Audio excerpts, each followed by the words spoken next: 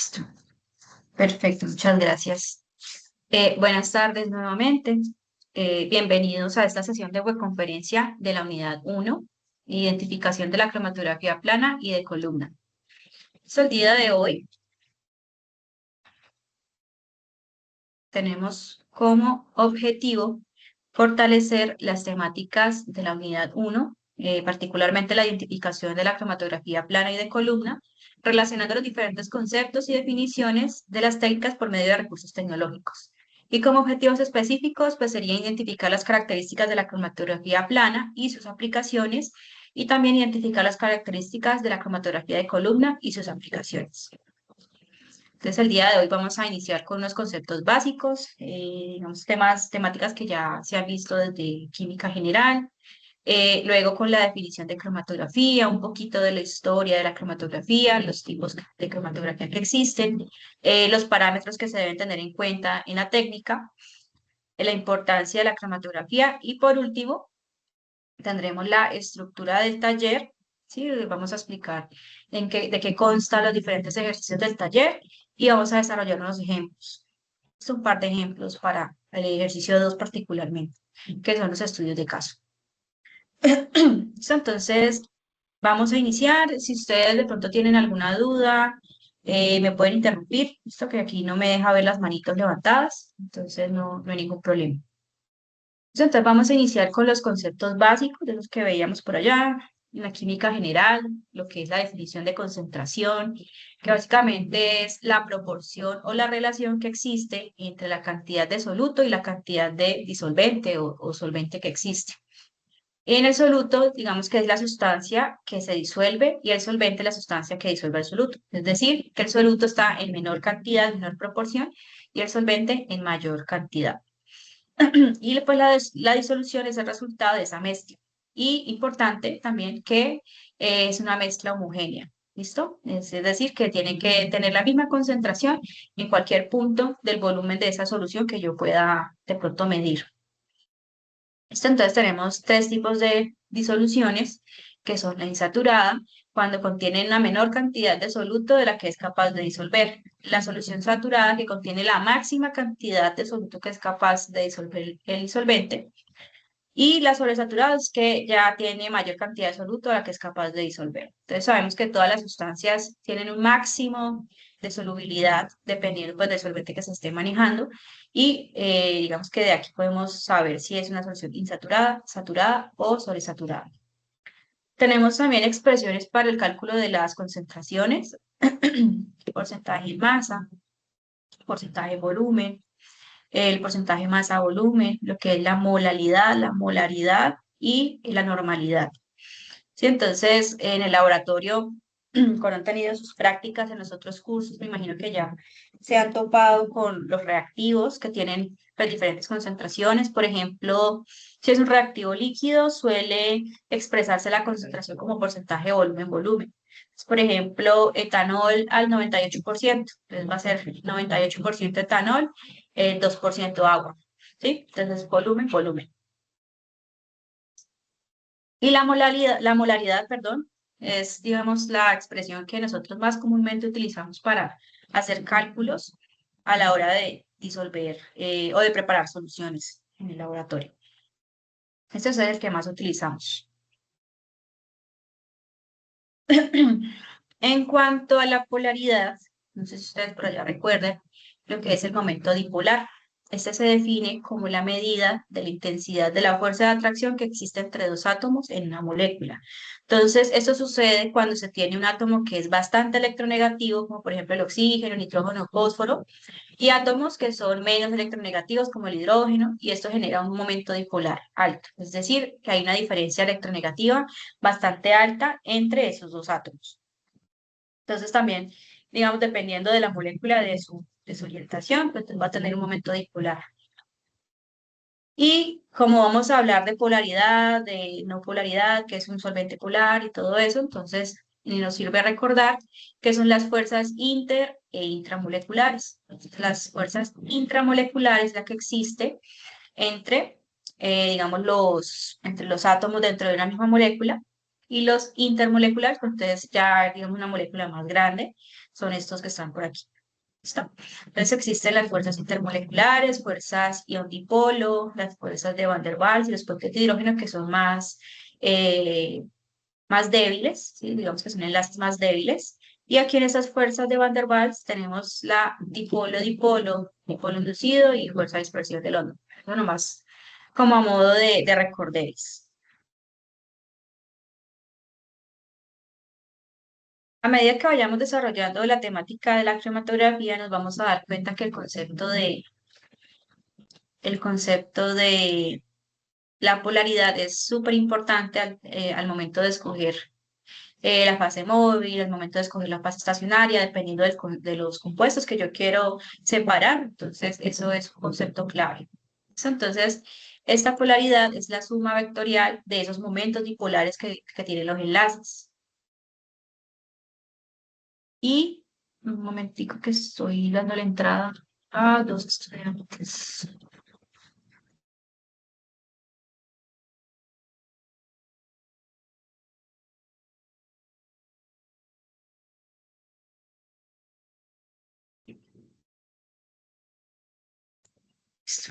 Pero, entonces, la suma vectorial de esos momentos dipolares de los enlaces.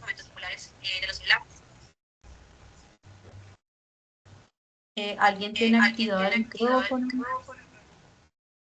Porfa, me colaboran con esa parte porque hay eco. Listo, entonces yo puedo tener diferentes tipos de moléculas y para saber si es una molécula polar o no polar, yo puedo hacer esa comparación las sumas de los dipolos, ¿listo? Los momentos vectoriales de los dipolos. Un momentico, que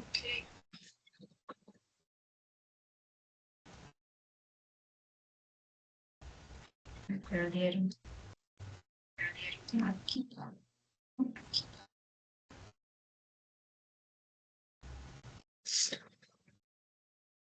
Que hace eco y no se escucha bien. Listo, ahora sí.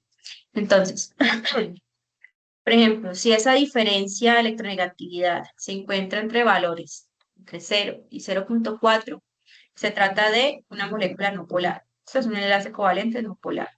Si está entre 0,4 y 1,8 es un enlace covalente polar. Y si es mayor a 1,8, pues es un enlace iónico. Este, pues, digamos que lo presentan más que todas las sales. Entonces, así yo puedo identificar si una molécula es polar o no polar, si me va a servir como fase estacionaria dependiendo del compuesto que necesite, o si me puede servir en la fase móvil, por ejemplo. ¿Listo? Entonces, ahora sí vamos a iniciar con el concepto de cromatografía, un poquito de historia, fundamentación teórica y su importancia. Entonces, la cromatografía es una técnica de separación de mezclas que permite analizar componentes de forma individual. Y el principio se basa en la distribución de los compuestos entre dos fases, una que se denomina fase móvil y otra que se denomina fase estacionaria. Esto facilita el estudio de las diferentes sustancias en laboratorios químicos y biológicos.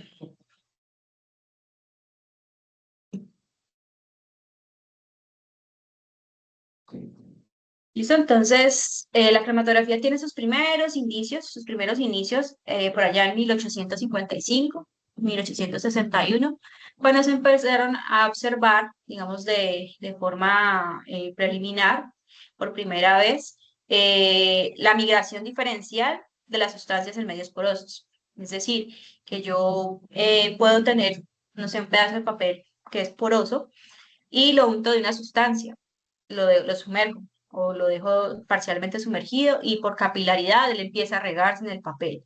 Entonces empezaron a notar que existía como una especie de separación de los colores. Entonces en el 1903, Mikhail Svet es el padre de la técnica, es un botánico, bueno, era un botánico ruso. Él acuña el nombre por primera vez de cromatografía, que viene del griego croma, de color, y grafos, de escribir, al separar pigmentos vegetales. Entonces lo que hacía era macerar, digamos, una hoja de alguna planta y así esta separación de los pigmentos. Entonces, además del color verde, se pueden observar otro tipo de colaboraciones como la naranja, el amarillo, ¿sí? Entonces, a partir de eso empezó pues todo este estudio de, bueno, ¿por qué está sucediendo esto? Sí, pues esto aparentemente a simple vista es verde, ¿cierto? La clorofila. El desarrollo teórico, pues ya digamos que siguió entre los 1930 y los 1940. Aquí ya se consolida la técnica gracias a los aportes, a los trabajos de estos científicos. Y en el 41 se desarrolla la cromatografía de partición. La cromatografía de gases aparece por allá en 1950 y esta, digamos que revoluciona el análisis de compuestos volátiles y se integra con detectores FID y TCD. El HPLC es la cromatografía líquida de alta resolución. Mejora, digamos que aquí ya empezaron a utilizar bombas de alta presión, otro tipo de detectores, y pues tuvo un gran impacto en la industria farmacéutica y en la bioquímica. Ya digamos en los 80 apareció el acople de cromatografía de gases con espectrometría de masas y cromatografía líquida con espectrometría de masas. Básicamente es como una técnica secundaria que se acopla a esa técnica para poder mejorar esa precisión, la sensibilidad de los análisis. Entonces yo no solamente voy a separar compuestos en una mezcla, sino que voy a identificar exactamente qué cantidad de cada compuesto hay en esa mezcla. Entonces para eso este avance, digamos que sirve para esta parte. Entre los 1990 y los 2000, pues ya digamos que está la miniaturización de la cromatografía líquida de alta resolución, bueno, de la ultra cromatografía líquida de alta resolución. Pues lo que hacía era que el volumen de los equipos pues se redujo más, pues, con el avance de la tecnología se permitió tener equipos menos robustos, pero con un desempeño muchísimo mejor para los equipos inicialmente desarrollados. Aquí pues ya se tienen columnas más pequeñas, mayor resolución, automatización también. Hay equipos que hacen automáticamente digamos, el análisis. Y pues a partir de ahí pues se ha venido desarrollando hasta la actualidad, donde ya se está, digamos, trabajando con la cromatografía verde, utilizando menos solventes o utilizando sustancias pues que son más amigables con el medio ambiente. La cromatografía microfluida y la nanocromatografía, aplicaciones en las diferentes industrias como la farmacéutica, la industria alimentaria, el medio ambiente, biotecnología, petroquímica, muchísimas aplicaciones. Listo, y pues el desarrollo continúa, ¿sí? Digamos que siguen sacando nuevas versiones de los equipos, siguen sacando nuevas técnicas de análisis y de verdad que es una técnica bastante útil en muchísimos ámbitos científicos, en muchísimas industrias. Es bastante versátil también. Entonces, en cuanto a fundamentos de la técnica, pues básicamente la cromatografía consta de dos fases, la fase móvil y la fase estacionaria. Entonces, la fase móvil es la que va a arrastrar los componentes, ya sean líquidos o gases, y la fase estacionaria es la que retiene estos compuestos sólidos o líquidos. Y este mecanismo de arrastre y de retención se puede llevar a cabo por diferentes mecanismos de separación, como por ejemplo absorción, cuando hay una interacción débil, esta fase estacionaria absorbe algunos compuestos mientras que los otros pasan y la fase móvil pues lo que hace es arrastrar, ¿sí? Entonces, si los compuestos que están en la mezcla son más afines a esa fase estacionaria que yo tengo, pues se van a quedar ahí retenidos un rato mientras los demás compuestos avanzan. Y en el tiempo, pues ya esa fase móvil sigue fluyendo. Lo que va a hacer es arrastrar esa que quedó ahí, ese compuesto que va a quedar adherido. En cuanto a reparto, es la solubilidad relativa entre dos líquidos invisibles. El intercambio iónico, entonces aquí aprovechan la atracción electrostática que existe entre los iones y los grupos cargados en esa fase estacionaria. Entonces yo puedo tener diferentes materiales, diferentes sustancias para esa fase estacionaria dependiendo pues, de la aplicación que yo necesito, dependiendo del compuesto que quiero separar. Y la afinidad, exclusión molecular, aquí digamos exclusión molecular es por tamaño. Entonces para la afinidad lo que hacen es aprovechar esas interacciones biológicas específicas, por ejemplo, en el área de la biotecnología, en el área de la salud, la interacción que existe entre antígeno y anticuerpo. Entonces, yo puedo utilizar una fase estacionaria que sea similar o que contenga partes de un antígeno, para que si yo voy a pasar una mezcla con los anticuerpos, estos se queden ahí atrapados y los demás compuestos pues sigan fluyendo.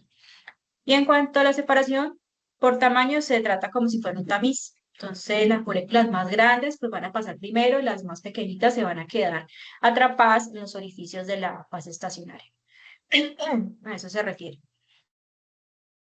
Eso igual, si tienen dudas, me pueden interrumpir. Eso no hay ningún problema. La cromatografía se puede clasificar de diferentes formas. Por ejemplo, por la forma del lecho, puede ser cromatografía plana, que es abierta, o cromatografía de columna, que es cerrada. Entonces, dentro de la cromatografía plana tenemos la que es la capa fina o TLC, esa la van a encontrar así en los, digamos, en los artículos en inglés, Thin Layer Chromatography o cromatografía de papel. Y en cuanto a columna, que es cerrada, puede ser empaquetada, perdón, o capilar. ¿Sí? Entonces, digamos que empaquetada, si tenemos una columna de vidrio así vertical, pues yo le hago un empaquetamiento con diferentes sustancias, a manera pues de que las sustancias se vayan quedando atrapadas según su afinidad y podamos ver una separación de colores en ella.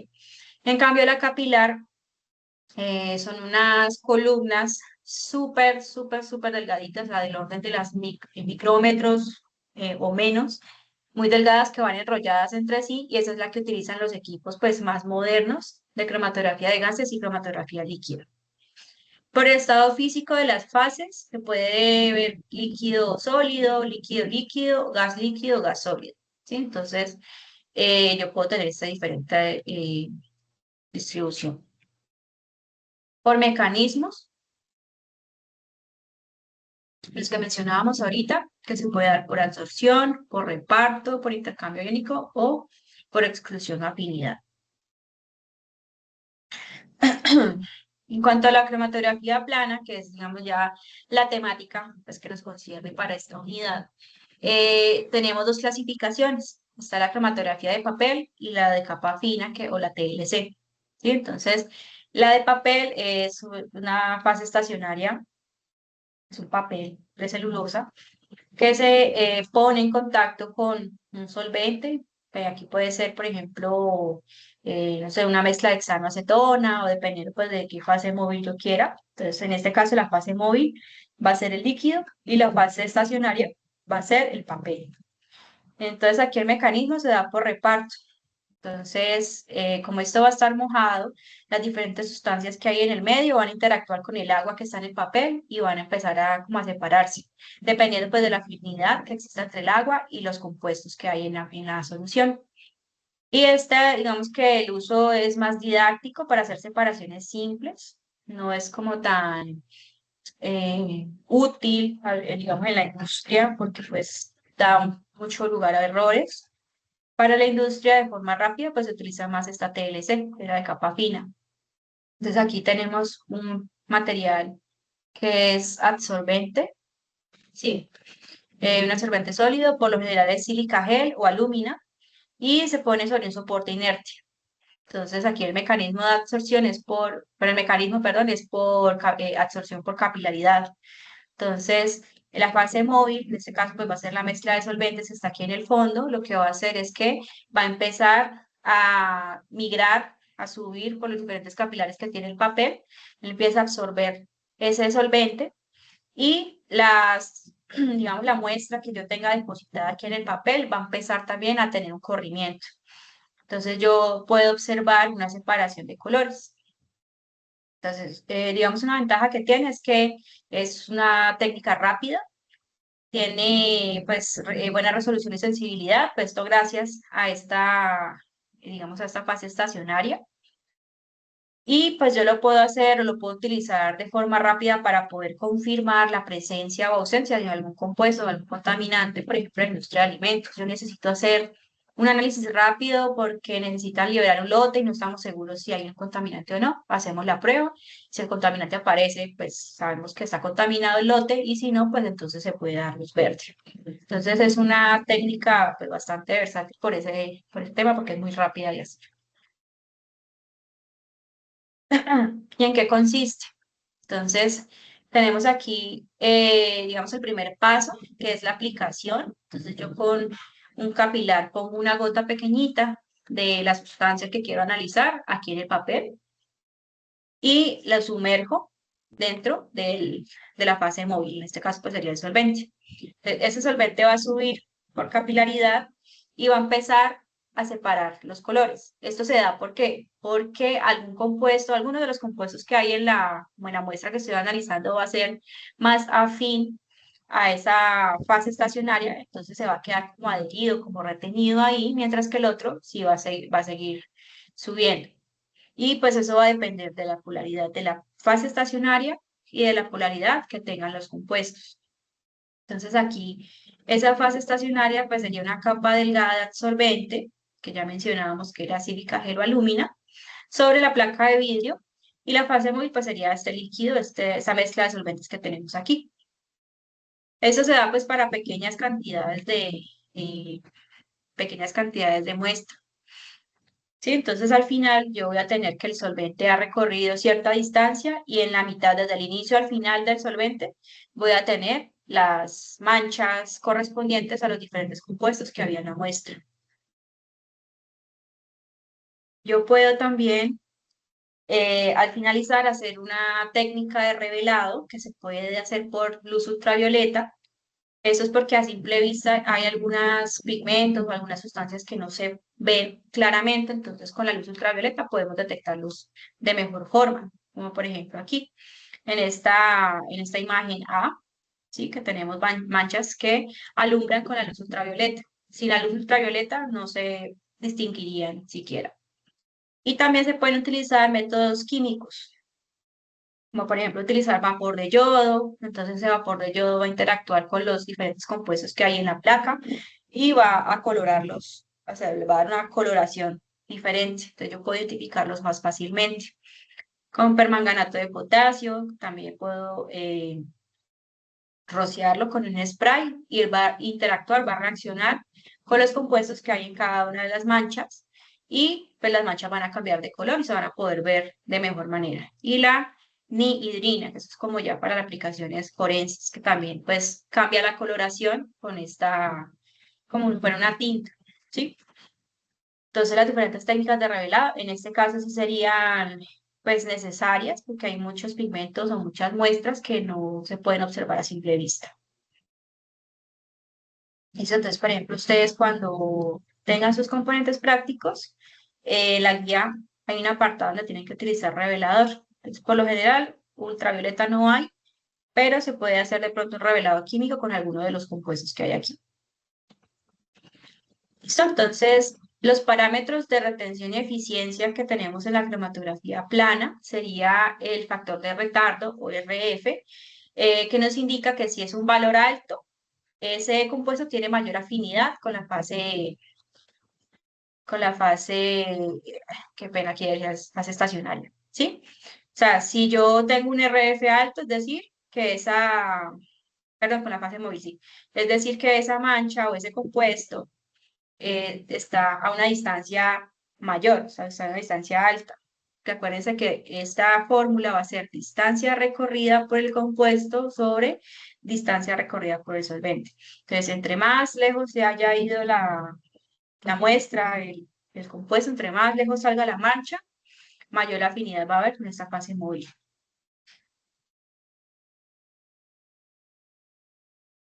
Y el factor de retardo es como una especie de huella digital química que me permite identificar los compuestos. Entonces yo puedo tener la técnica, voy a hacer el análisis del estándar y yo sé que bajo estas condiciones, bajo esta mezcla de fase móvil, esa relación, por ejemplo, hexanoacetona, bajo las mismas condiciones, ¿sí? De la técnica, yo puedo hacer la técnica para el estándar y puedo hacer la técnica para la muestra. Entonces la mancha me va a salir exactamente pues, con un RF, digamos, a una distancia determinada. Y si ese compuesto está presente en la muestra, tiene que salir exactamente en esa misma distancia. Entonces yo puedo conocer si hay presencia o no de contaminantes o de algún compuesto que es de interés. Entonces, es por eso que dicen que es una huella digital. Obviamente, si yo cambio las condiciones que ya no tenga la misma relación de los solventes, o que cambie, por ejemplo, el tamaño del papel, de la placa que voy a utilizar, pues entonces ahí ya tendría que hacer los cambios para poder comparar directamente. Entonces, este es digamos, la placa. Entonces, se tiene una línea, digamos, una línea de inicio donde se hace la siembra de la muestra y toda esta parte de aquí abajito quedaría sumergida en la fase móvil, en el solvente. Entonces lo que va a hacer es empezar por capilaridad, absorber ese líquido, ese solvente, y como la muestra estaba aquí depositada, pues lo que va a hacer es irla arrastrando, ¿sí? Entonces al final yo voy a tener las diferentes manchas correspondientes pues, a las sustancias que hayan presentes. Y voy a tener el frente de solvente, que sería como la distancia máxima que alcanzó el solvente, y las distancias recorridas por cada una de las muestras. Entonces yo hago el factor de retardo para cada uno de los compuestos y lo puedo comparar con el estándar. Vamos a ver este ejemplo.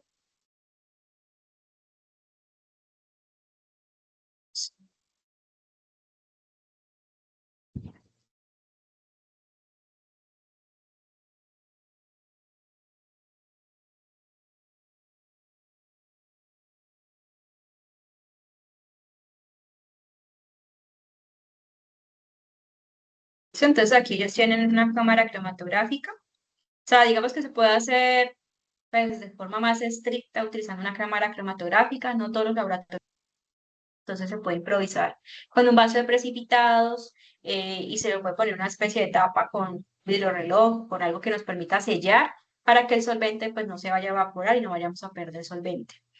Y aquí tienen es papel filtro, este sería cromatografía de papel. Esto las placas de sílice pues no se ven aquí. Y acá está el mortero, donde ellos van a macerar pues el material que quieren utilizar para la muestra.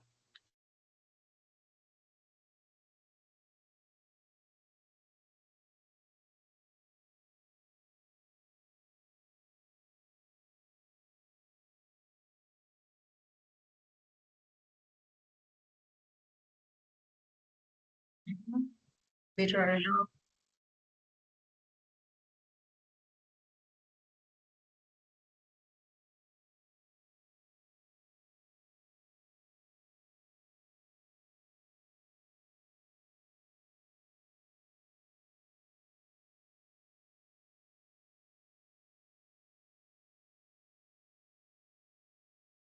Si se acuerdan, en pues, digamos, la sesión pasada de la webconferencia que hicimos para el componente práctico, nosotros en el laboratorio simulado hacíamos acción de las hojas de espinaca. Entonces aquí creo que lo que van a hacer es macerar la sustancia que quieren utilizar pues como muestra.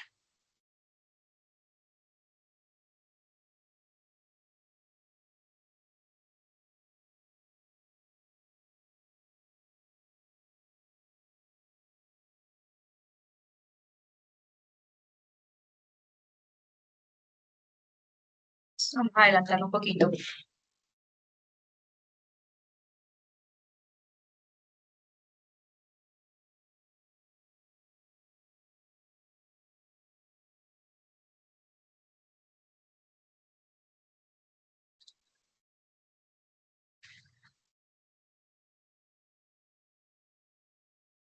Aquí lo que está preparando es pensé que iba a usar papel filtro, no, lo que está preparando es la placa. Esta es la placa con silica gel para que se quede que es inerte. Entonces lo que hacen es pues pararla dentro de la cámara cromatográfica para que ella pues sirva como la fase estacionaria.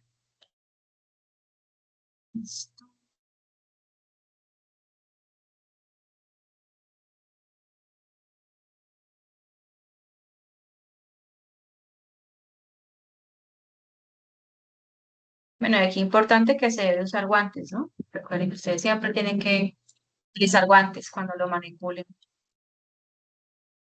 Van a secar.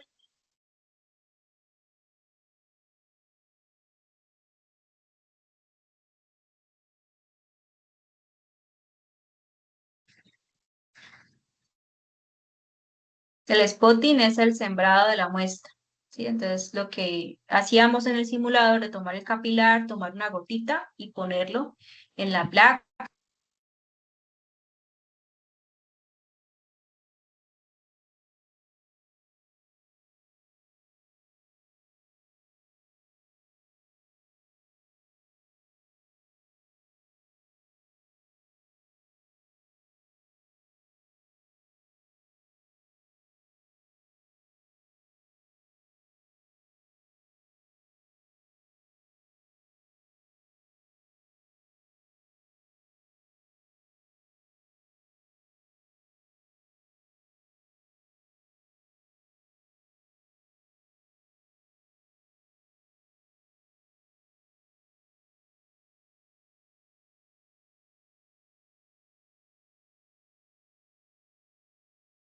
Es una gotita bien pequeña la que se pone.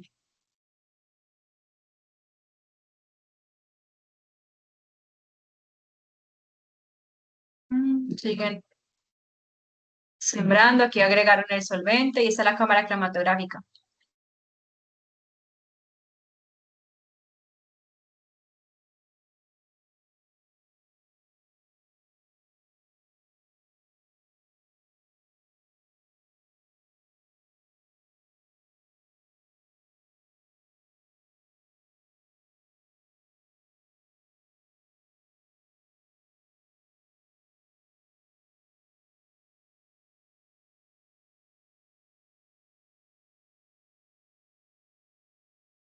Entonces el solvente empieza a subir,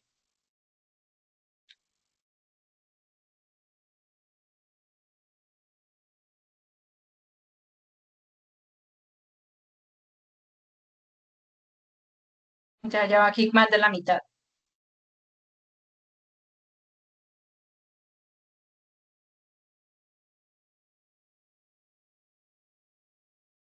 Entonces, cuando el solvente llega hasta cierto punto, pues se para el experimento para poder ya comparar hasta dónde llegaron digamos, los compuestos, si se ven manchas de compuestos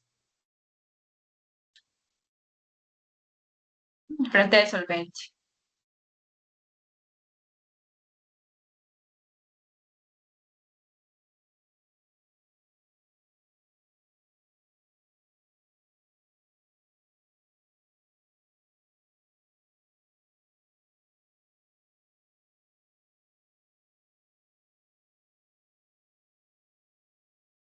¿Listo? Entonces ahí la introducen para secar la placa y acá hay una sustancia que sirve también como revelador químico.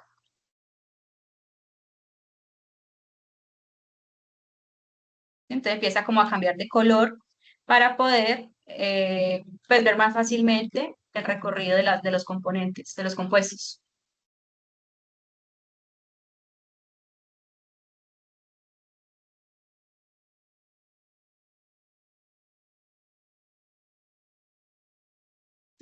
Se ve muy clarito, pero ahí están unas manchitas por aquí.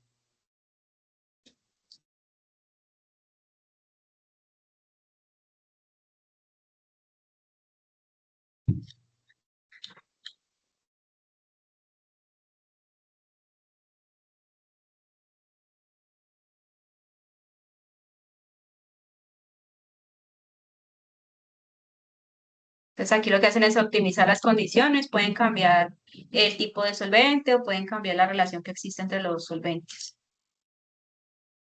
Vamos a ver, otra vez la siembra.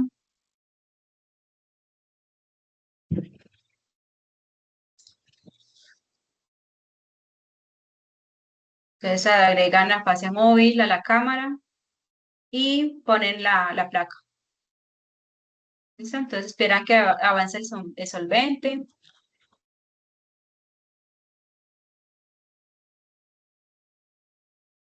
la van a poner en la cámara de secar.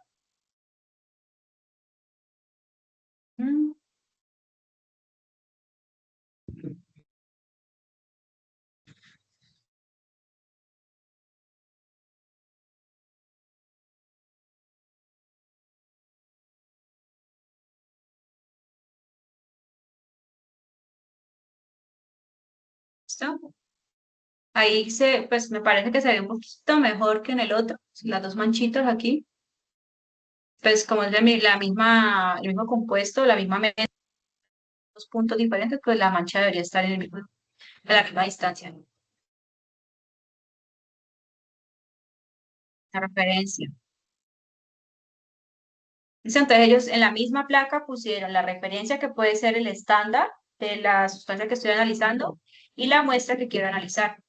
Entonces aquí, digamos en la referencia estaba esta mancha que corresponde al compuesto X y aquí en la muestra está la misma mancha a la misma altura del compuesto X. Entonces esto confirmaría que ese compuesto X está presente en la muestra.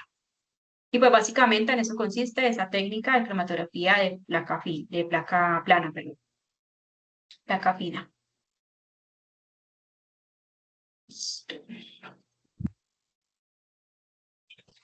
No sé si de pronto tengan alguna duda hasta aquí de esa técnica. ¿Listo? Entonces, si no, procedo con la cromatografía de columna. ¿Listo? Entonces, esta es una técnica de separación en la que los componentes de la mezcla se separan al pasar a través de una columna rellena por una fase estacionaria. Entonces, mientras esa fase móvil, que es líquida o puede ser también gaseosa, fluye a través de ella. Entonces aquí la separación va a ocurrir porque cada compuesto tiene diferente afinidad por la fase estacionaria y eso provoca que algunos compuestos pues se retengan más tiempo que otros. Entonces yo tengo aquí la columna empacada, sí, o sea, es un tubo de vidrio empacado con, puede ser sílice, alúmina, arena. De hecho, creo que lo que ustedes van a hacer en los laboratorios es con algodón y con otros compuestos. Entonces lo que hacen es la columna empacada. Tienen también aquí la fase móvil que va a ser éter de petróleo y una muestra líquida que va a ser macera de plantas. Yo lo que hago es adicionar la muestra y empezar a adicionar el solvente. Esta es una técnica un poquito demorada porque el proceso pues se da por gravedad. Tenemos que esperar a que pues, el solvente pase por todo digamos, por todo el empaque de la columna hasta que al final salga por acá por abajo.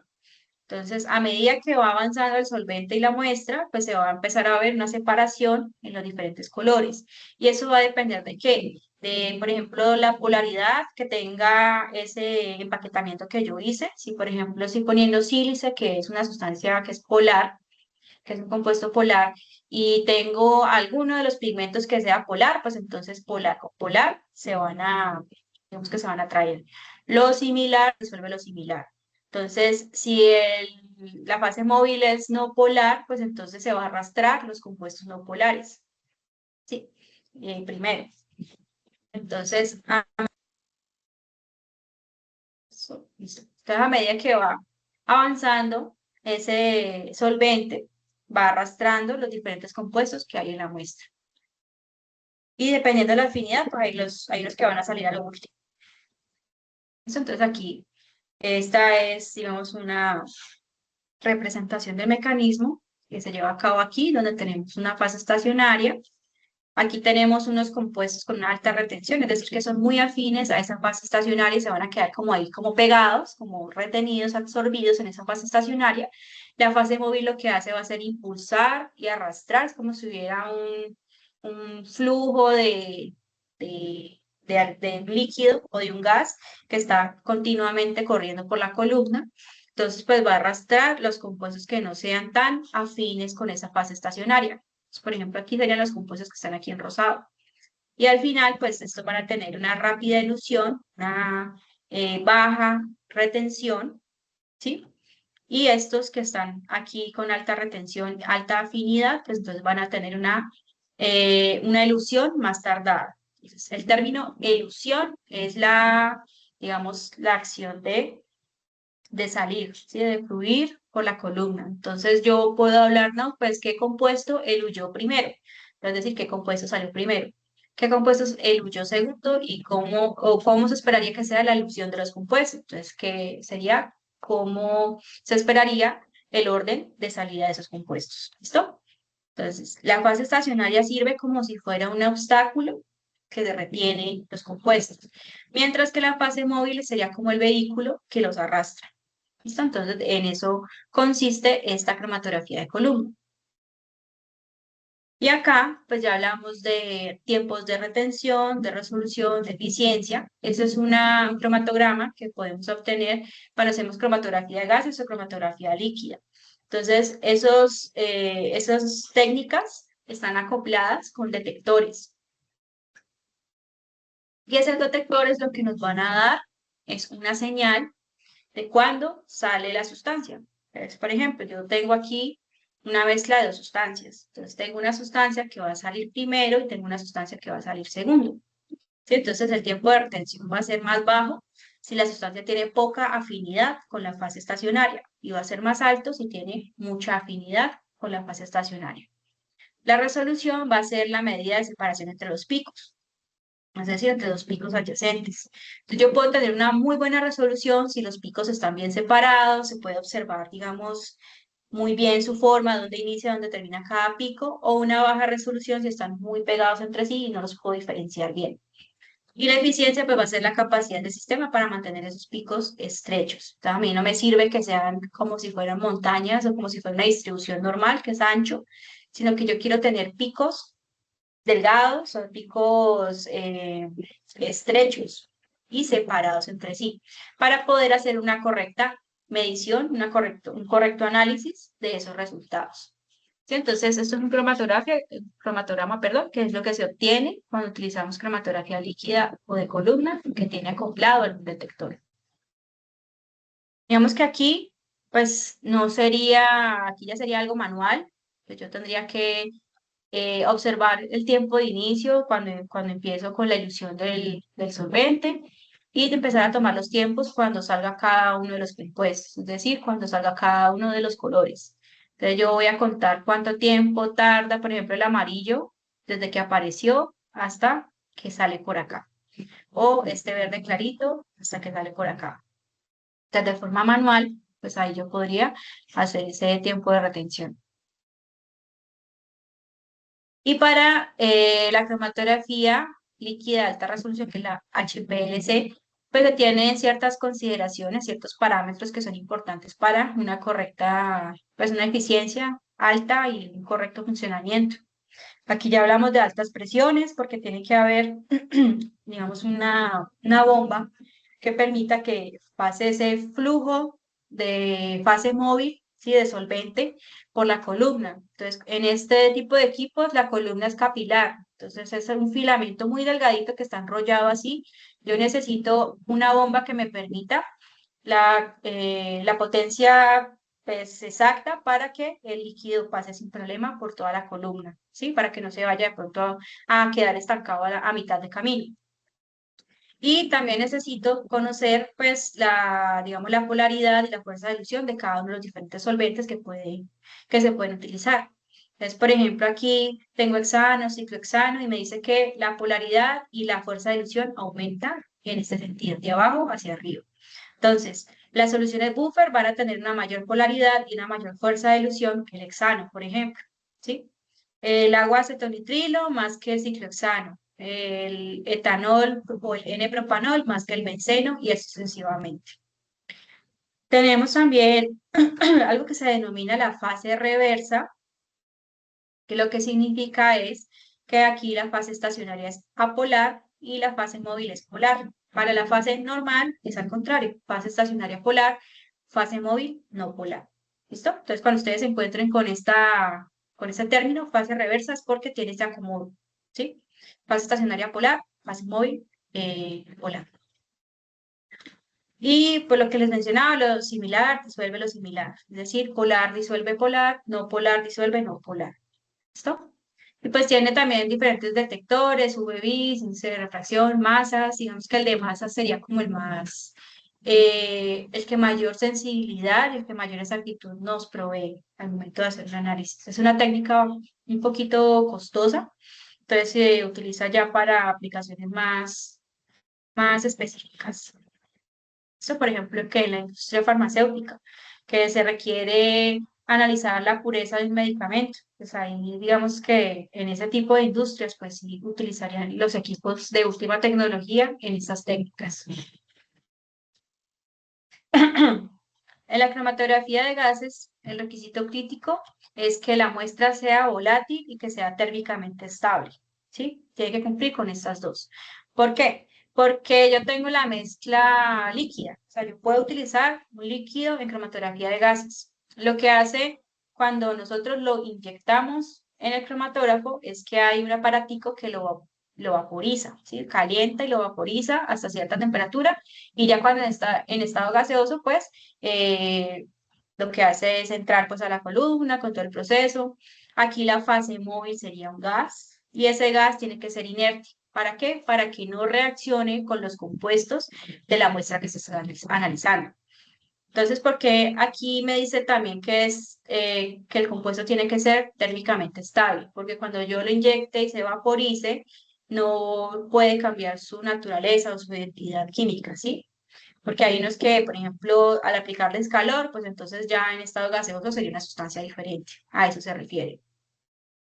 Acá son columnas también capilares, que son largas, o sea, son súper delgaditas y enrolladas entre sí, parece como una especie de bobinado. Y también tenemos detectores, ionización de llama, TCD, espectrometría de masas, aquí también el de masas que es el mejor, digamos, lo mejor que hay hasta el momento. Esto que nos va a permitir obtener esos cromatogramas, los picos de cada uno de los compuestos que se va a utilizar. Y a medida, pues también que el detector sea bueno, que las condiciones a las que se está llevando a cabo la técnica sean buenas, yo voy a tener una buena resolución, voy a tener, digamos, unos picos muy bien definidos y separados entre sí, voy a poder medirlos de una mejor manera. Vamos a ver, esa es una cromatografía de columna empaquetada. Esta sería líquida.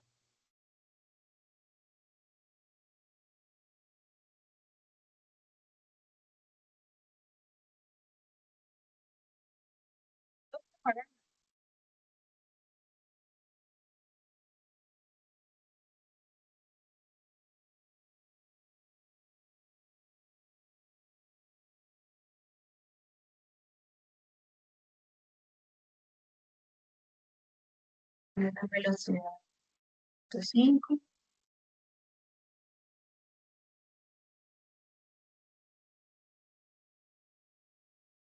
Bueno, aquí nos hablan de la otra también, del cacao plana, pero este ya lo vimos. Vamos a adelantarlo a cromatografía de columna.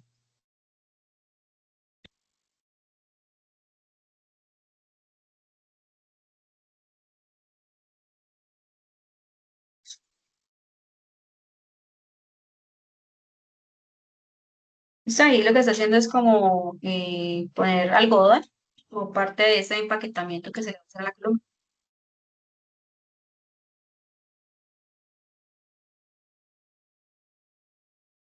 Arena.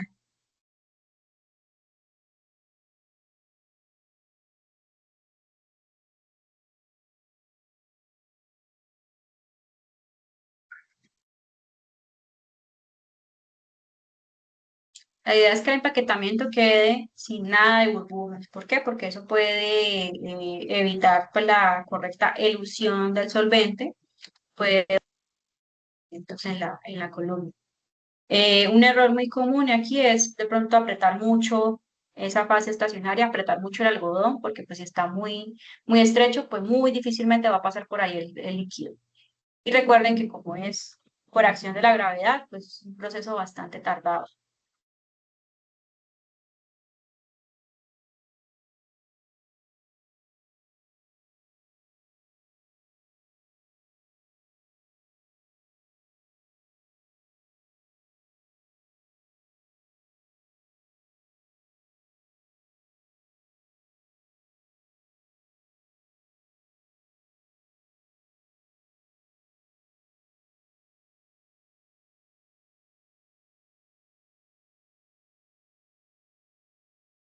Entonces aquí llevan algodón, arena y están adicionando sílica gel en polvo.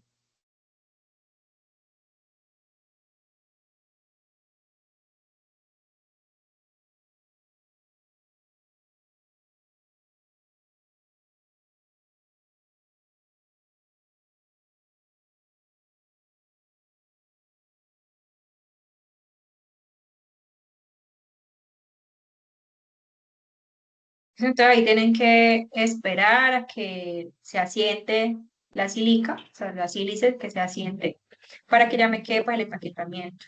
Entonces, importante que la columna siempre esté húmeda.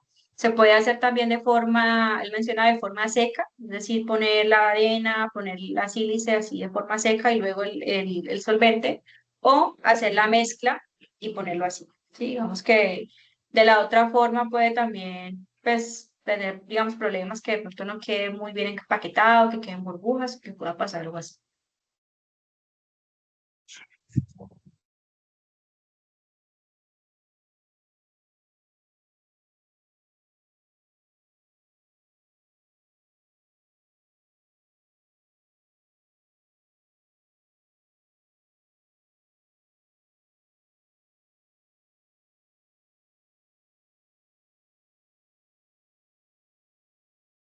¿Listo? Entonces, a medida que el solvente va pasando, si yo ya adiciono la muestra, voy a empezar a ver una separación de colores a lo largo de la columna. Como es así, blanco, se va a poder así observar muy bien que verde, naranja y amarillo.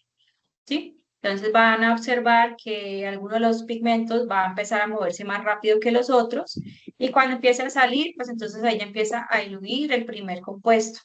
Entonces lo que hacen es abrir la llave, tomar el compuesto, cerrar la llave, perdón, dejar la llave abierta y esperar que salga el segundo compuesto y así sucesivamente. Entonces lo ideal sería como recoger cada compuesto en beakers individuales para poder hacer análisis posterior.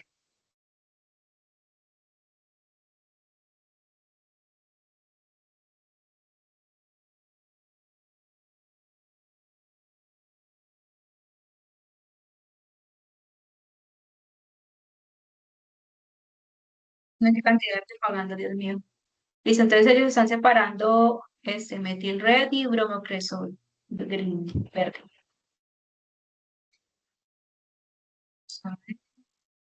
Esta es la muestra que nos contiene, entonces se adiciona.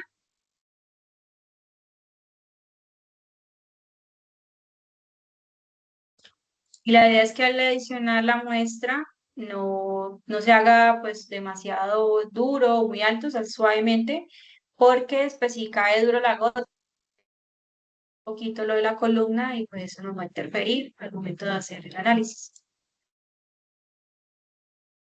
Listo.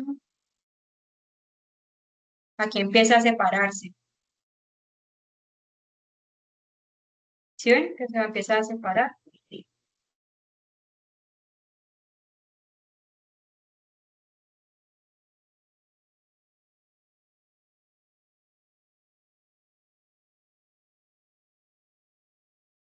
Es un proceso un poquito tardado. Entonces, a medida que el solvente se recoge por debajo, se recircula, ¿sí? Solvente sin compuesto, ¿no?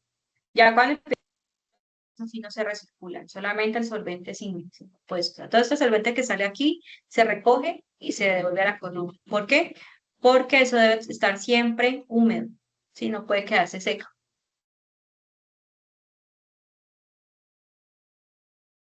¿no? Bueno. Entonces ahí ellos recogieron los diferentes compuestos que se vieron ahí separados. Recogieron diferentes beakers o Erlenmeyers para hacer análisis posteriormente. Y ya, porque hay mucha propaganda. Listo. Entonces, en cuanto a la comparación de las técnicas de cromatografía plana versus cromatografía de columna, el objetivo de la TLC, que es la cromatografía plana, es una identificación y monitoreo, mientras que la columna se utiliza más para purificación o aislamiento de las sustancias en una mezcla. El tiempo de, digamos, de la técnica, el tiempo del proceso es rápido, este dura unos minutos y este es un un proceso lento, perdón, en la columna. Puede durar horas, días, porque depende de la gravedad y qué tan apretado haya quedado el empaquetamiento de la columna. Existen también pues bombas que sirven para impulsar el solvente, pero en muchos laboratorios no se cuenta con eso, entonces toca esperar a que suceda pues por efecto de la gravedad. La cantidad de la muestra, pues para la TLC es una cantidad bastante pequeña. Recuerden que nomás es una microgotita, o sea, un puntito que se pone. Y aquí sí necesitamos un poquito más de muestra. En la recuperación, aquí es difícil, sea, es un proceso destructivo, es decir, yo la muestra una vez que hago el proceso, yo no la puedo recuperar. Y acá yo recolecto las fracciones, es decir, los diferentes compuestos a medida que se van separando y al final los podría volver a unir y obtener la muestra pues como estaba inicialmente. Pero acá no se puede hacer esto. En cuanto al costo, pues la TLC es muy barata, muy económica en comparación con la columna. Pues aquí por el tema de que se utiliza más cantidad de solventes y por los adsorbentes que se utilizan para la fase estacionaria. Pues, una vez que termina el proceso, pues se podría hacer un proceso de purificación para poder recuperar, por ejemplo, la silica, por ejemplo, la arena, pero por lo general se mezclan, ¿sí? Entonces se contaminan y ya no puedo cómo recuperarlos. Entonces sería gasto de solventes y de los absorbentes para la columna. Entonces yo utilizo la TLC cuando quiero hacer una identificación rápida, ¿sí? Tenemos esta duda, necesito saber si ese lote contiene ese compuesto que no debería estar ahí, hago la prueba, listo, no salió bien, ya, es algo en cuestión de minutos que se puede hacer, es muy económico y rápido eso. ¿Listo? Aquí pues en la selección de la fase móvil, lo que les mencionaba, que por fuerza de ilusión, por polaridad, y los solventes, que tienen que ser visibles para evitar que éstas se separen en dos fases. Eso en este de acá. Y tenemos también diferentes tablas de emisibilidad, donde podemos ver si un solvente es visible o si es invisible. ¿Listo? Entonces esto ya está tabulado, yo podría consultarlo con la bibliografía para conocer esta información de los solventes y ver pues si me sirve para el proceso que yo necesito realizar. En cuanto a la importancia de la cromatografía, yo les mencionaba que se puede utilizar en muchísimas industrias, estas son algunas de ellas, existen más, la alimentaria, la farmacéutica, petroquímica, ambiental, hay también en biotecnología, ciencias forenses, nanotecnología. Sí, entonces, por ejemplo, la alimentaria, que es, digamos, el caso que les concierne a ustedes, para, por ejemplo, realizar perfil de azúcares, que puede ser por HPLC, vitaminas y antioxidantes, residuos de pesticidas, ustedes más que todo para ver o para identificar si hay posible contaminación de algunos compuestos en los alimentos. En la petroquímica para la caracterización de crudos, ¿sí? Para el control del gas natural, análisis de hidrocarburos aromáticos. Entonces yo puedo utilizar cromatografía de gases para poder hacer estos análisis. Por ejemplo, yo estoy obteniendo una mezcla al final del proceso de la refinación del petróleo. Entonces quiero saber en esa mezcla qué me quedó, qué compuestos me quedaron. Entonces yo utilizo la cromatografía de gases para ello. En cuanto al ambiental, puedo utilizarlo para monitoreo de calidad de agua, calidad de aire, aquí ya sería la HPLC y la cromatografía de gases, para también metales pesados, contaminantes traza. En la industria farmacéutica, principalmente para el control de calidad y la pureza de los medicamentos, para detección de productos de degradación. Entonces, cuando un medicamento empieza a degradarse, pues algunos de sus componentes empiezan a transformarse en otras sustancias. Entonces, yo puedo identificar ese grado de degradación de esas sustancias. Estudios de estabilidad también. ¿Listo? Entonces, tiene muchísimas aplicaciones. Se utilizan las técnicas, puede ser HPLC o cromatografía de gases en muchísimas de las aplicaciones, de las industrias que tenemos hoy en día. ¿Listo? No sé si de pronto hayan dudas hasta este momento, todo ha quedado claro. A continuación, vamos a ver la estructura del taller 2, identificación de la cromatografía plana y de columna. Y vamos a hacer un par de ejemplos para el ejercicio 2. ¿Listo? Entonces, inicialmente, pues les recuerdo, pues yo me imagino que la mayoría ya ha visto la guía. Para los que no, pues aquí se las muestro. Tenemos aquí la guía de actividades que la pueden encontrar en el entorno de aprendizaje y evaluación, aquí en el entorno intermedio. Ustedes son solamente 3 ejercicios. ¿Listo? El primer ejercicio se trata de la comparación de las técnicas cromatográficas. Aquí lo que tienen que hacer es investigar los referentes bibliográficos, pues sobre esa temática, la comparación de las técnicas, debe llevar la definición, principio de separación, el tipo de fase móvil, tipo de fase estacionaria, ejemplos, métodos de revelado, tiempo de análisis y aplicación de la técnica. ¿Listo? Mínimo, esas cosas que se están pidiendo en la guía.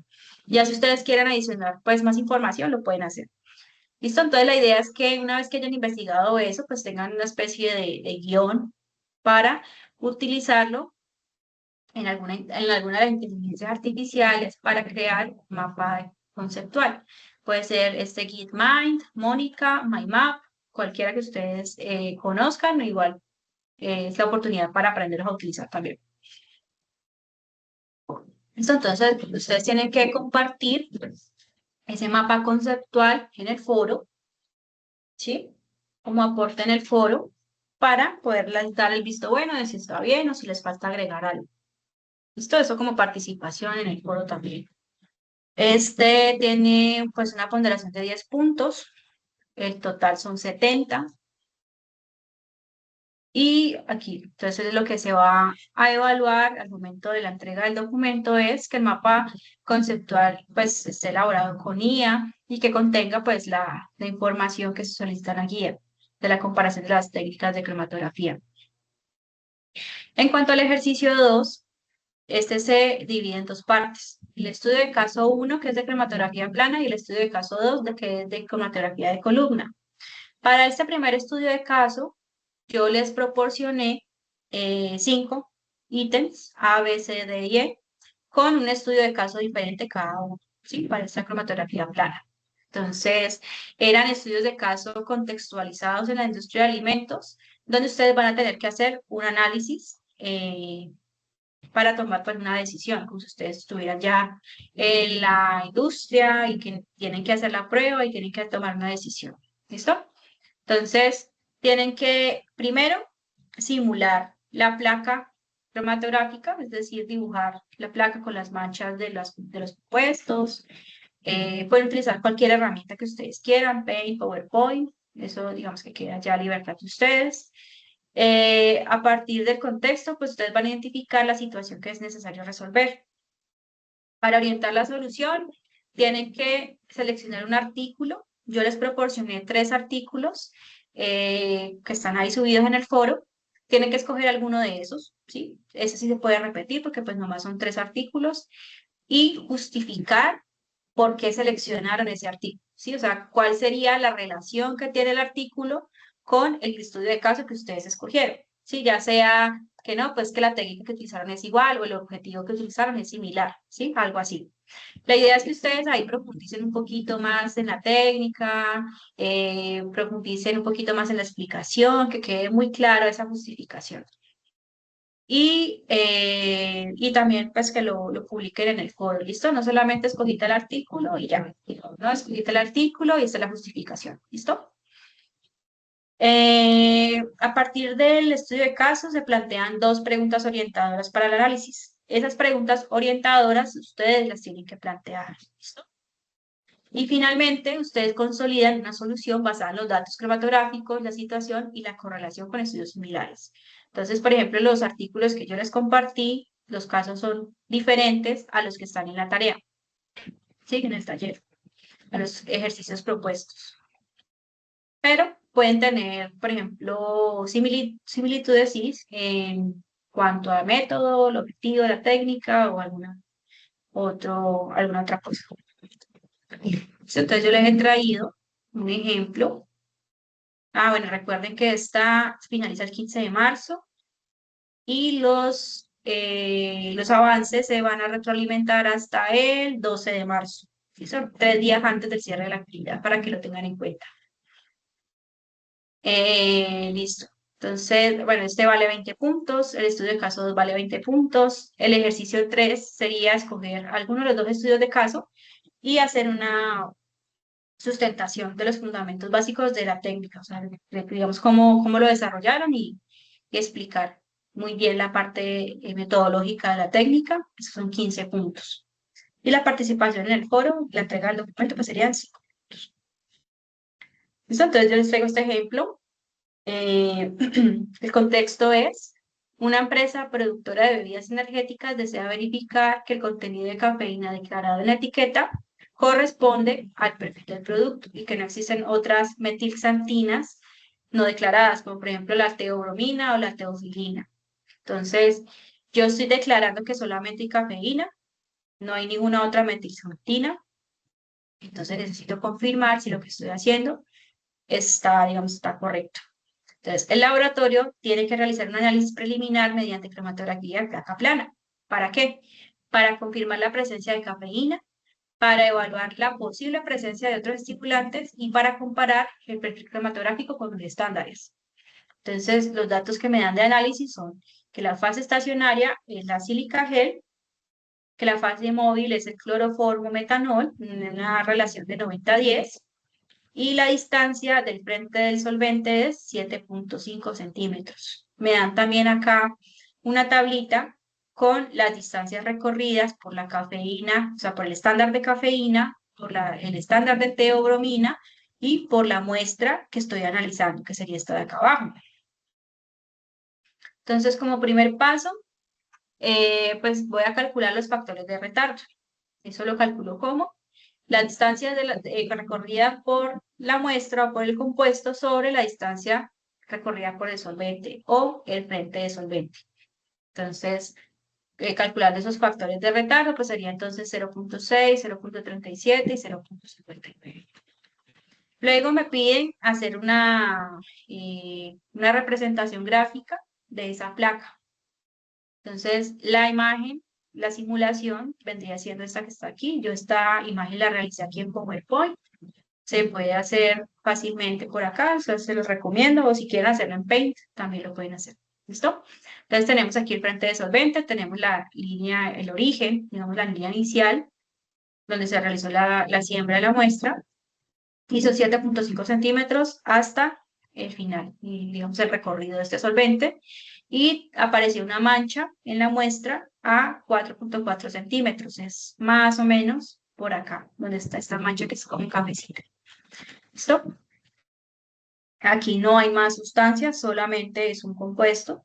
No aparecieron, por ejemplo, que en la bebida hubiera aparecido otra sustancia, pues entonces me habrían tenido que dar otra distancia recorrida por alguna otra muestra. En este caso solamente me dieron una distancia, entonces es esta de acá. Entonces, lo que sigue es la identificación de la situación que es necesario resolver. Entonces, a partir de todo el contexto, a partir de lo que me dijeron, ¿qué sería esa situación que se necesita resolver? Entonces, aquí se necesita verificar si la bebida contiene exclusivamente cafeína conforme a lo declarado en la etiqueta y a la normatividad vigente, descartando la presencia de otras metilxantinas. ¿Sí? Entonces, yo a partir de todo el contexto, de todo lo que yo, digamos, analicé inicialmente, puede inferir que esta sería la situación que hay que resolver. ¿Qué pasaría si, por ejemplo, la muestra hubiera tenido otro tipo de metilxantinas, además de la cafeína? Pues no estaría cumpliendo con el etiquetado y por tanto no estaría cumpliendo con la normatividad. Entonces ahí digamos que sería un problema para la empresa donde llegara a suceder algo así. Por eso se realizan los análisis. Y yo puedo plantearme dos preguntas orientadoras para poder realizar el análisis. ¿Este perfil cromatográfico de la muestra coincide con el estándar de cafeína? ¿Se evidencian otras metilxantinas no declaradas? Entonces yo ahorita puedo darle respuesta a esas preguntas. Entonces, ¿el perfil cromatográfico corresponde con el estándar? ¿Ustedes qué piensan? ¿Sí corresponde o no corresponde? Teniendo en cuenta los factores de retardo de la cafeína estándar, que es 0.6, y la muestra es de 0.59. ¿Sí? Lo más probable, así, Jessy. No, profe, pues yo quería hacerle otra pregunta, pero para mí sí corresponde. Sí correspondería, ¿cierto? ¿Y cuál es su pregunta? Profe, es que, pues como estoy un poquito ocupadito, pues no he estado al 100% atento a la clase, ¿sí? Entonces, Ujú. pero yo quería saber cómo funciona lo de la sustancia patrón en este caso, pues para hacer un análisis comparativo o para hacer un seguimiento en sí de la sustancia, que si tiene algún contaminante. Mejor dicho, me hago entender. La sustancia patrón no Ujú. importa que tenga contaminante o no contaminante, ¿sí? Sí, igual se va a estudiar. Pues, o sea, el estándar como tal, por lo general es una muestra pura, ¿sí? Yo compro un estándar de cafeína, un estándar de teobromina y lo ideal, o digamos, para que la prueba sea pues, 100% verídica, es que venga pura. ¿Por qué? Si vienen compuestos ahí mezclados, pues yo voy a tener un montón de manchas y no voy a saber cuál es la cafeína en realidad. Entonces, esos estándares son puros. Sí, ¿Listo? profe, Entonces, yo pero así tengo certeza de que esa mancha que me salió en el estándar, pues es ese compuesto. sí, pero lo que yo me refiero, profe, es que si le voy a hacer el análisis a la sustancia como tal, voy a detectar que pues la sustancia en sí, lo que tengo dudas que los componentes que tiene la sustancia sean los acordes a ella, ¿sí? Entonces lo que voy a hacer con el análisis cromatográfico es identificar que hay algún tipo de contaminantes. Pero lo que yo Ujú. quiero es preguntarle, bueno, tengo una sustancia patrón, pero tengo otra sustancia que está alterada. O sea, ¿puedo trabajar las dos a la par para tener como una referencia? Ah, sí, pues tendrían que salir, o sea, ¿tú te refieres a que en la muestra hayan más sustancias, además de la del patrón? Sí, claro, lo que se Sí. refiere ya como contaminantes. En este caso, lo que usted está Ajá. hablando ahorita de industria farmacológica o farmacéutica, Ujú. alimentos, lo que sea, es como básicamente la función de la cromatografía es buscar hallar sustancias que no pertenecen o que están en Ujú. exceso al producto, ¿sí? Sí. Sí, por ejemplo, en cuanto a contaminantes, pues yo, o sea, digamos que en la industria ya todo eso está muy normalizado y se sabe qué posibles contaminantes pueden estar presentes. Entonces, yo podría tener aquí una muestra de la bebida y me salen tres manchas.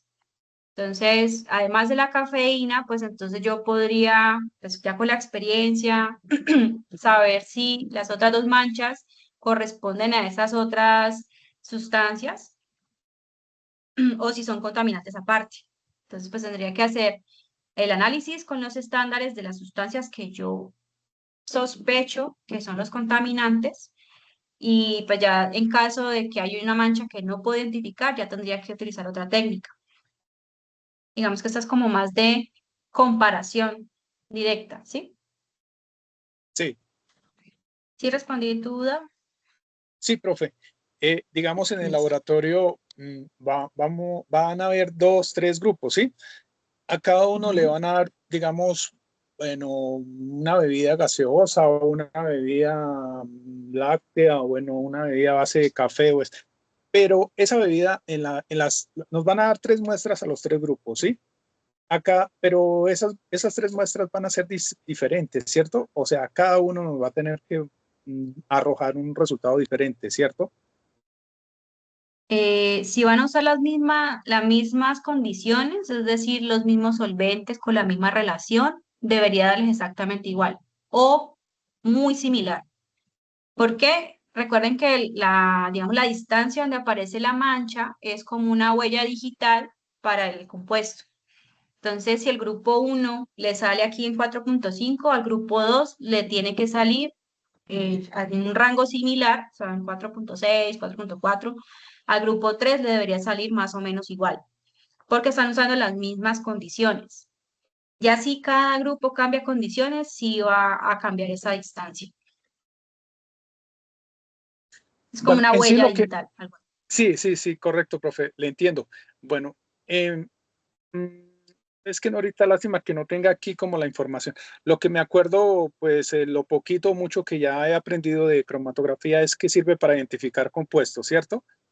Ujú. Para medir la concentración y sobre todo para detectar adulteraciones. Sí. Eso es lo que a esa es la pregunta que yo voy, profe. Es que, bueno, nos dan la sustancia, la misma sustancia a todos, o sea, del mismo producto, pero lo que Ujú. me refiero es que en las tres muestras va a haber un contaminante distinto. o Ah, diferente. ok. O sea, van a hacer una muestra sintética y le van a poner contaminantes diferentes a los tres grupos. Sí, Ujú. ahí tiene que arrojar resultados diferentes. Ahí sí. Sí, porque si el contaminante es diferente, pues, o sea, digamos que todos tengan cafeína, a todos les tiene que salir la mancha de la cafeína a la misma distancia. Pero Sí, la segunda mancha, que sería contaminante, pues ya tendría que salir con diferentes distancias, porque como es diferente, en ese caso sí. perfecto. Y a la par se evalúa, digámoslo, hagamos ese ejercicio así, profe, a la par se evalúa el producto, pues un producto que no está contaminado con ningún factor, pues tiene que pues arrojarnos una medida estándar a todo, ¿cierto? Ujú. Y ahí es cuando yo le digo, bueno, hacemos el cambio o sea, el producto, pero con diferentes contaminantes, ahí ya tienen que darnos una tabla de muestreo diferente a cada uno, ¿no? Sí, sí, claro, porque si tiene diferentes compuestos, sí debería tener diferentes distancias recorridas los compuestos. Cada grupo tendría su propia, digamos, su propia tabla de datos, sus propios factores de retardo. Perfecto. Y ahí, bueno, y ahí ya complemento con lo que le estaba preguntando ahorita. Ujú. Es importante siempre tener esa sustancia patrón sin ningún tipo de contaminante para Sí. para tener la comparación con la que sí tiene contaminantes. Ujú. Sí, es importante para poder estar pues 100% seguros de, o sea, bueno, la mancha que estoy obteniendo a 4,5 centímetros, que sí le corresponda a la sustancia que yo estoy analizando. Porque como te decía ahorita, ¿qué tal si yo tomo una mezcla de, o sea, cafeína, pero que está mezclada con otras cosas que yo ni siquiera conozco? Entonces pueden salir infinidad de manchas y no hay manera de saber a ciencia cierta cuál es la mancha real que corresponde a la cafeína. Entonces, por eso es que cuando hablamos de estándares, no solamente aquí, sino cuando hacemos en cromatografía de columna o en otras técnicas, los estándares siempre son sustancias puras o al 99,9%, o sea, lo más puro posible. Perfecto, profe. Gracias, profe. Vale, fue un gusto. Listo, entonces, bueno, como ya el compañero mencionó, el perfil sí coincide con el estándar de cafeína, ya que digamos que la distancia recorrida por la mancha para la cafeína, para el estándar de cafeína es de 4,5 y para la muestra es de 4,4. Es un valor bastante cercano que se puede asumir, pues, que corresponde a esa cafeína estándar. Y si se evidencian otras metilxantinas no declaradas, en este caso no se reporta la presencia de algún otro compuesto, de alguna otra mancha en esa muestra de bebida. Tendrían que haberme dado aquí más datos de una mancha 2, mancha 3 o algo así. En este caso, solamente hay una única mancha, por lo que correspondería a esa cafeína, que corresponde con lo que se está declarando en la etiqueta. Entonces, lo último que ustedes tendrían que hacer es el planteamiento de la solución argumentada. Entonces, después del análisis del perfil cromatográfico, se confirmó la presencia de cafeína como la única metilxantina que existe en la bebida, ya que se observó una sola mancha cuyo valor de factor de retardo, perdón, coincidió con el estándar de la cafeína. Entonces, por lo anterior, el laboratorio puede concluir que el producto sí cumple con lo declarado en la etiqueta y en consecuencia con la normatividad vigente. Listo, entonces ustedes podrían hacer una conclusión, una solución, como por ese estilo, pues ya centrado en el contexto de cada uno de sus casos de estudio. Listo, así quedó clara esta parte. Lo que ustedes tienen que hacer con cada uno de sus casos de estudio son ejercicios muy similares a los que yo les propuse. ¿Sí? Entonces, en algunas partes vamos a poder tener más de un compuesto, en otras sí solamente uno, muy parecido al del ejemplo. Entonces sería ya cuestión de revisar. ¿Listo? Y pues la selección de los artículos la pueden hacer revisando el tipo de técnica utilizada o el objetivo de la técnica. o cómo lo pueden relacionar con el caso de estudio que ustedes tienen. Eso lo pueden justificar de alguna de esas formas. ¿Listo? Entonces vamos a ver el segundo ejemplo, que es para el caso de estudio, el estudio de caso de la cromatografía de columna, que sería la segunda parte del ejercicio 2. Entonces aquí el contexto es la separación de los carotenoides en un extracto de zanahoria.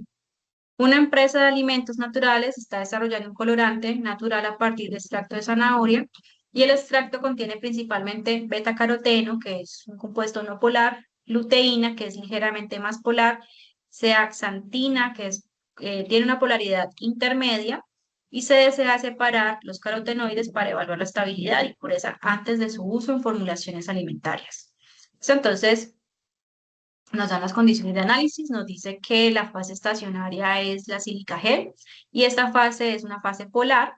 La fase móvil inicial es hexanoacetona en una relación de 85-15 y se trata de un sistema de fase normal, es decir, cuando la fase estacionaria es polar y cuando la fase móvil es no polar. Entonces, en este caso, ¿cómo sabemos si la fase móvil es no polar? Digamos que tendría sustancias aquí con polaridades diferentes. La polaridad la va a marcar la sustancia que está en mayor proporción. Entonces, en este caso, el hexano, ¿listo? Que está en 85%. Sistema de fase normal. ¿Listo? Entonces, ¿cómo se esperaría que fuera ese orden de elusión? ¿Listo? Entonces lo vamos a observar. Entonces aquí, pues la segunda parte que tienen que hacer en este ejercicio es dibujar la estructura química de sus compuestos. Entonces aquí les muestro la estructura del betacaroteno, la estructura de la zeaxantina y de la luteína. Eso ustedes lo tienen que plasmar en la tablita del formato de la tarea. ¿Sí, Franci? Profe, buenas tardes, ¿cómo estás? Una pregunta, ¿hay algún programa para dibujarlas? ¿O hay algún programa en especial para dibujarlas? ¿O se pueden copiar la imagen y pegar? Pues ahí creo que no dice nada de que tengan que ustedes hacerla desde cero. Aquí en el anexo del taller, vamos a ver. Entonces no habría ningún problema si ustedes la sacan pues en buena calidad y referencian pues la página de donde la sacaron. Estructura química solamente dice. Entonces la pueden copiar y ponen la referencia. Eso no hay ningún problema. Ok,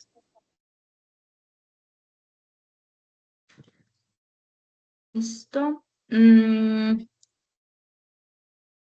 Listo, era eso nomás, ¿cierto? Que no te escuché muy bien, solamente esa parte. Listo, entonces van a copiar la estructura, referencia, pues de dónde la sacaron y ya, listo, no pasa nada.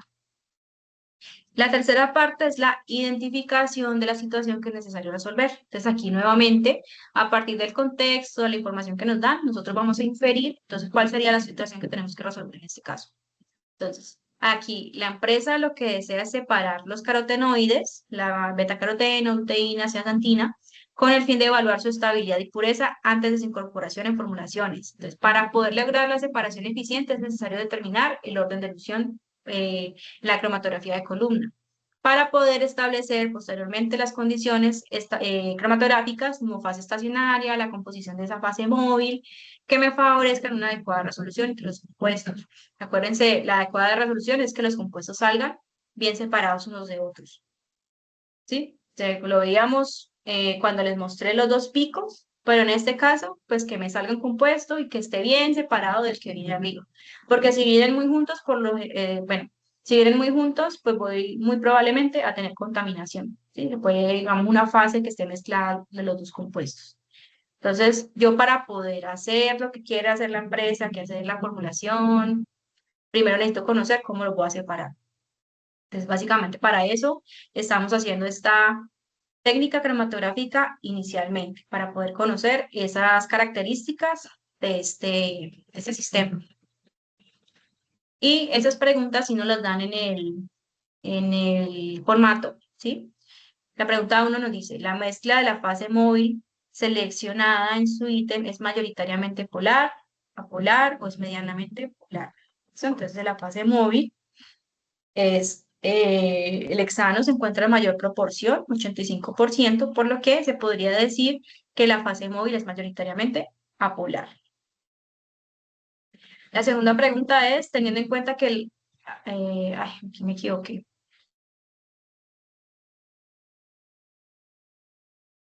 Yo pensé que lo había cambiado. Bueno, este no, esta es la pregunta 2.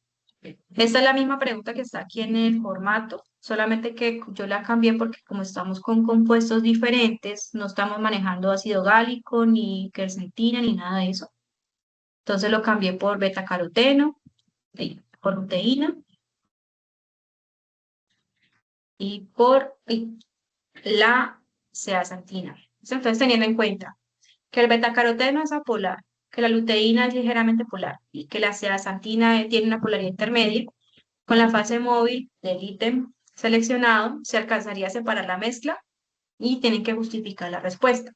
Entonces recuerden que cuando yo les mencionaba las propiedades de que debe tener pues, una fase estacionaria, si yo tengo una fase estacionaria que es polar, va a ser muy afín a los compuestos polares, es decir, que los compuestos polares se van a quedar ahí retenidos un rato, mientras que los que no son polares o los que tienen una polaridad menor, pues entonces van a seguir. Entonces yo puedo tener un compuesto que se retenga bastante desde el inicio, otro compuesto que medio se retenga, o sea, que baje más lentamente, y un compuesto que no se retenga nada y salga completamente. Entonces, si la fase eh, estacionaria es polar, teniendo en cuenta esto que está aquí, ¿cuál sería el compuesto que se retendría mayor tiempo?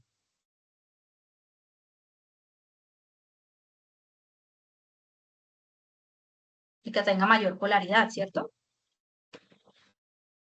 En este caso, la zeaxantina tiene una polaridad intermedia, podría considerarse que es una polaridad mayor a la luteína, que es ligeramente polar. Entonces yo tendría la zeaxantina arriba, retenida, la luteína que está bajando lento, lento, lento, porque está como que una retención parcial, y el betacaroteno que es apolar, sigue derecho, se va derecho con la fase móvil.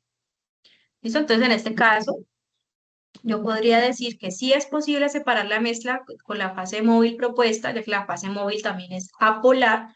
Entonces, apolar disuelve a polar, se va a llevar ese betacaroteno. Aunque los tres compuestos pertenecen al grupo de los carotenoides, estos presentan diferencias en la polaridad y esto permite su separación en un sistema de fase normal. Entonces, fase normal, acuérdense, fase estacionaria, polar. Entonces, el betacaroteno, al ser apolar, pues tendrá una menor interacción con esa fase estacionaria, porque pues, va a salir arrastrado por esa fase móvil, va a eludir primero. La luteína y la zeaxantina, pues al poseer grupos de hidroxilo, digamos que se llama la estructura, que me da la polaridad. Entonces, si es polaridad intermedia, se va a retener más. Si es ligeramente polar, se va a retener menos. O sea, se va a retener un poquito, pero mucho menos que el de polaridad intermedia. Y hay una mayor interacción con fase estacionaria. Entonces, eso va a aumentar el tiempo de retención, lo que va a hacer que salgan después. Y esas diferencias en ese grado de interacción permiten que los compuestos se separen durante la elusión. ¿Sí? Entonces, digamos que esa sería la explicación que ustedes tendrían que dar para responder esas preguntas. Entonces, en los ejercicios propuestos que yo les compartí, acá, yo les puse unas fases estacionarias. En algunos hay fase reversa. Fase reversa es simplemente al contrario. O sea, la fase normal es que la fase estacionaria es polar y la móvil es apolar. Y en la fase reversa es que es apolar y la móvil polar. Esa es la única diferencia. Y aquí diferentes fases estacionarias con polaridad diferente. También en las fases móviles hay concentraciones diferentes, relaciones diferentes. ¿Listo? Son los mismos compuestos para todos los ejercicios, pero lo que cambia es la fase estacionaria y la fase polar. Entonces, ustedes van a tener que analizar, bueno, estos compuestos que yo estoy trabajando son polares, no polares, medianamente polares, cómo van a interactuar con esas fases estacionarias, con esas fases móvil, para poder saber ese orden de elección. Y la tercera pregunta, ¿cuál es el orden de elusión de los compuestos? Eso ya lo hemos mencionado, digamos, a lo largo de la solución de las otras dos preguntas. Entonces, el orden de elusión sería que, primero, el betacaroteno tiene poca o nula interacción con la fase estacionaria, por lo que va a eludir gracias al arrastre de esa fase móvil. Segundo, la luteína es ligeramente polar, por lo que tendrá algo de afinidad, o sea, va a bajar más lentamente, va a tardar un poquito más en eludir. Y la zeaxantina tiene una polaridad intermedia, lo que permite que se quede retenido más tiempo, es decir, que va a salir a lo último. Entonces, mientras los compuestos tengan polaridades diferentes, yo puedo hacer una correcta separación de ellos en cromatografía de columna. ¿Listo? No sé si de pronto tengan más dudas. Hasta aquí, quedó claro. Aprovechen la oportunidad para resolver las dudas.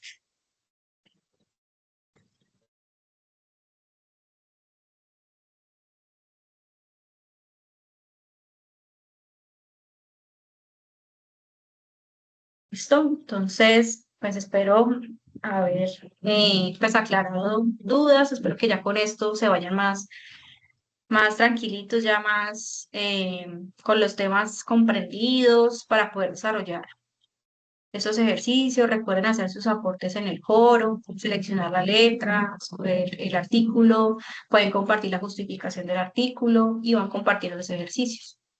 En el tercer ejercicio, pues ya lo que tendrían que hacer es seleccionar alguno de los dos casos de estudio y justificarlo, sustentarlo en un video.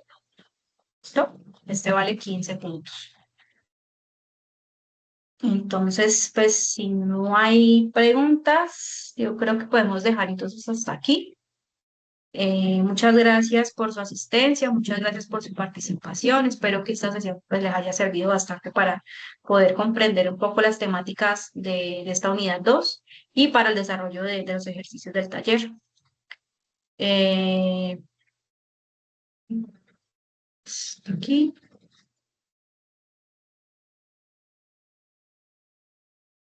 ¿Listo? Vale. Con muchísimo gusto, que tengan una feliz tarde. Cualquier cosa que necesiten, con mucho gusto me pueden escribir por aquí por Teams o por el correo. Yo estoy ahí pendiente de ustedes. ¿Listo? Que estén muy bien. Hasta luego.